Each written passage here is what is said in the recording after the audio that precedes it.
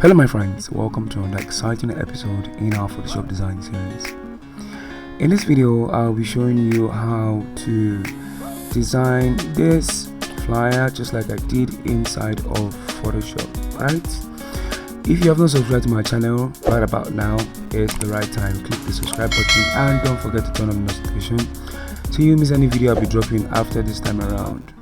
Without having to waste much time, let's get started. So the first thing you need to do is click on File, click on New, and I'm going to impute the name here. Right, so I'm just going to name this social media flyer. So 5 by 5, and I'm using inches, please. Resolution 300, RGB, and background transparent like this. Click on Create. Okay, so the first thing you need to do is you have this background. I'm going to go over to my resource file. Of course, it's in the description of this video, the link to download these files as always. So what I'm going to do is, these are the files you see inside the folder you're going to download, so you can practice along with me. So I'm just going to drag and drop this. This is the first file I'm going to be using. This is 2025 stylish 2025. So this is what I'm going to be using, so I'm going to position it there. So from this I'm going to get my background, so I click on adjustment, click on solid color, click OK. For now, drag it below the object and move this in place here like this. Double click on the thumbnail, the color thumbnail. I'm going to invert this to white first. Double click on the thumbnail here and select a color from this 2025 here. Right, so I'm just going to select a color and move this in place. Let me double click so you see the color code.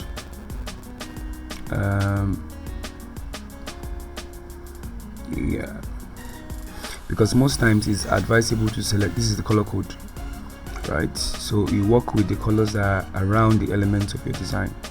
It's very, very important. So selecting that, I'm just going to click OK, and this is what I'm going to start with. Right, so let me zoom out so I see things well. I have space to work with. Good. So having done that, go to adjustment layer. No, not adjustment. Okay, click out of there, create a new layer, click on that. Now revert this color, double click, and I'm going to select a color. Let's see, I'm going to use this. This is the color code, so you can impute that color code. Let me make it lighter. So this is the color code. Click OK. So what you should do is go over to the brush. I'm going to zoom out with my scroll wheel. That's what I'm doing, and I'm going to apply the brush twice. So I clicked twice. Right, just twice, or yeah, we can do 3. Click create another new layer, and this time I'm going to make it white. I'm going to zoom out with my brush selected. I'm going to click up here like this twice, or let's just do once. I clicked once, just once, so that's 3 1. Okay, to create this nice gradient effect in the background. Okay, so the next thing I'm going to do, directly under this layer, I'm going to my source file. You can see where my layer is at the moment. Very important you understand the placement of layers. So I'm just going to go on, and I'm going to bring this image, golden ribbon, right? You can also search this kind of image online by searching for confettis, and yeah, you get something nice. So I'm going to apply Gaussian blur to this, and going to increase it just slightly. You can copy my settings for the radius, and this is what you should have, like this. Okay, so it's beginning to look like 2025, and wherever you are watching this video from, Happy New Year, and this new year promises to be exciting. Let's create more fun, let's create more top-notch designs together. Right, that's why if you've not subscribed to my channel, you're going to be missing a lot this year. Right, and yeah, I'm just going to move this upward and bring this down here and position this here like this. Okay, so a couple of things okay, this is okay here. So this is where my write-up would be. So a couple of things I want to do with this: go to filter and go to blur gallery, and I'm going to select iris blur. Right, this year we're going to be working with a whole lot of effects and yeah, to make our design pop and all of that. So I'm going to be applying this iris blur to give this image a nice effect. Position this here and bring it inside just like this. This is my settings, this is my blur value and all of that. So when you're done, click OK like this, and this is what you have. So I need only the top edge to be in focus, which it is already now. So this is good to go. Right, and of course this file will be available, the PSD file of this will be available for the channel members alone. Right, so if you need this, it's going to be in the group to download it from. So I'm just going to drag this text and place this here. So if you need the PSD files to the videos I'll be dropping this year, it's going to be strictly for members alone. Right, but if you want to practice along, the resource file is in the description of this video. You can use them and practice along. So I'm just going to place this here and I'm going to move it upward like this, selecting the 4 of them. Alright, so the next thing I'm going to be doing is I'm going to bring in this image in, and just to add some spice, bringing it in like this. I'm sure you're wondering what I'm going to use this for, and I'm just trying to make this bigger. So I'm just going to move it in place, rotate it like this, and move it here, make it bigger. Right, so I just need the edge off. So I'm going to go to blur and apply Gaussian blur to this. I'm going to increase the radius like this till I get something like this. Right, something like this. This is just perfect. This is what I want to achieve. You can see that it's beginning to look like the design itself. I'm going to rotate this once more like this, and hold down Control and move that edge just where I want it to be. Okay, that's fair enough. Great. Okay, so it's beginning to come alive. So the next thing I want to do is directly above this layer, I'm going to yes, create a new layer like this.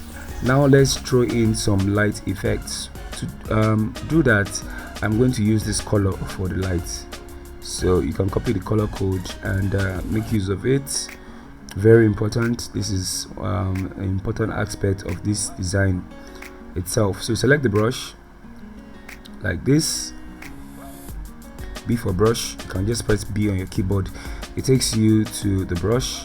So I'm just going to reduce the size of the brush manually by using my bracket key,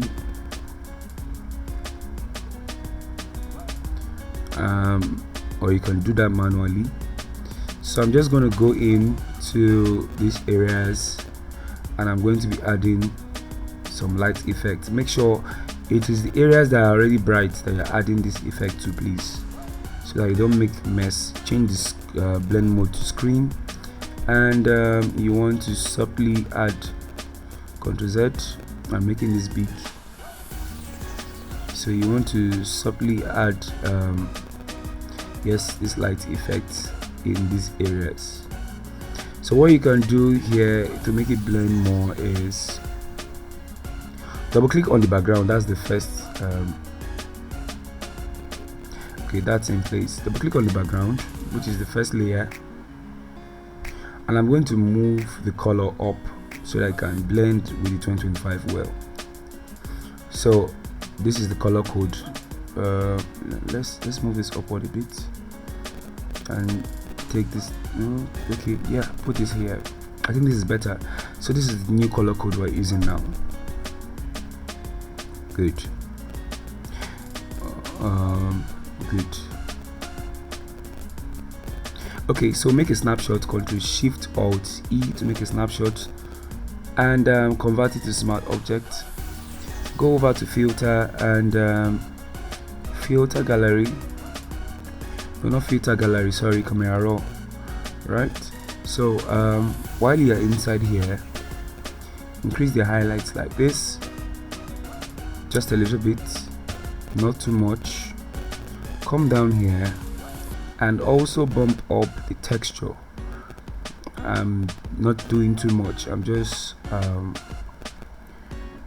little bit clarity, and also for the dehaze, go up a bit.